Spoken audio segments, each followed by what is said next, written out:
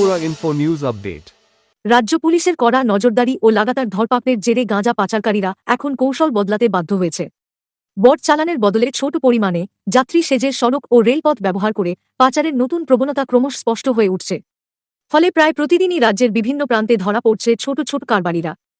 এই প্রবণতারই আরেকটি চিত্র সামনে আসে রবিবার রাতে চুড়াইবাড়ি থানার নাকা পয়েন্টে।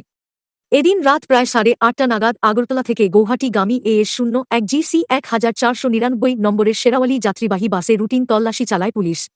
তল্লাশির সময় সন্দেহভাজন এক যাত্রীকে আটক করে তার বহন করা দুটি ব্যাগ খতিয়ে দেখা হয়। তল্লাশিতে উদ্ধার হয় মোট 4টি ছোট প্যাকেট, যার মধ্যে ছিল প্রায় 2 কেজি 180 গ্রাম শুকনো গাঁজা।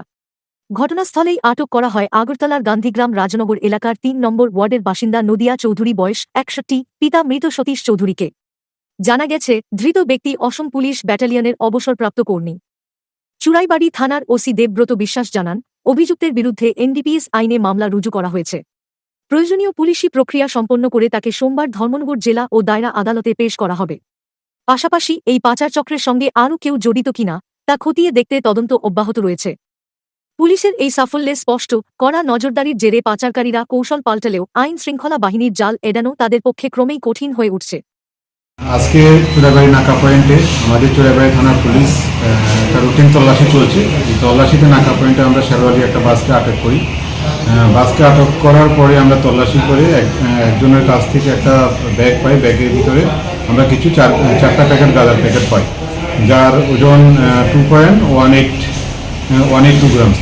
তারপরে নাম হলো নদিয়া চৌধুরী, বাড়ি গান্ধীগ্রাম, রাজনগর, এয়ারপোর্ট থানা। তো এক্ষণে আমরা এই গাঁজাগুলো আমরা NDPS যা যা ফর্মালিটি আছে সেই অনুসারে আমরা সিজ করি। লোকটা অ্যাকচুয়ালি আগরতলা চন্দ্রপুর থেকে গাড়িতে উঠে গুয়াহাটি যাওয়ার উদ্দেশ্যে। তো এখন আমরা তাকে অ্যারেস্ট করি আজকে। তো বাকিটা আমরা তাকে কোর্টে আমরা পুলিশ রিমান্ড চেয়ে কোর্টে ফরওয়ার্ড করি। গাড়ির নাম্বারটা হলো AS01 JC 1499, এটা শেরওয়ালি বাস, আগরতলা টু গুয়াহাটি। আজকে সন্ধ্যা 8টার দিন। Subscribe to Tripura Info and press the bell icon so that you never miss any latest updates and news on Tripura.